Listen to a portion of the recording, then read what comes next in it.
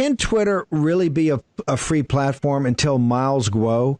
I mean, Miles Guo, and correct me if I'm wrong, I think is the first person ever to be banned back in 2017. And if you think about it, and this is even for people who don't like Miles Guo.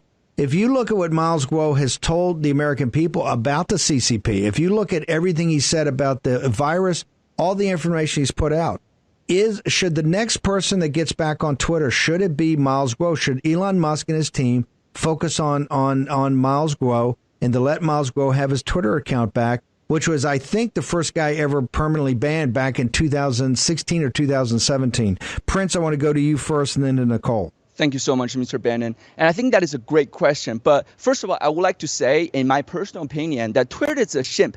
It's a ship that has sunk too much. It's too broken to be fixed, right? And even if they reinstated Miles Guo, I am not sure Mr. Miles Guo would even go back after the horrible treatment that Twitter has placed and the censorship against Chinese dissidents.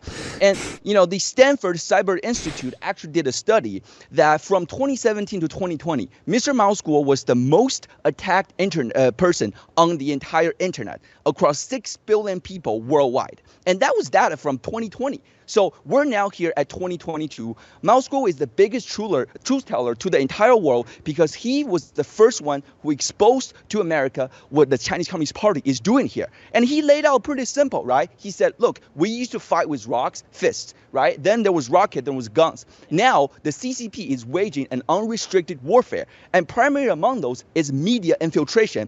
And they're, obviously traditional news outlet, CNN and whatnot, but they are primarily, really focused on the Twitter and all these other social media outlets because that's where millennials are. That's where Gen Z are. That's where the future is. And, if anything, I thought of this great quote the other day, and I want to relay now.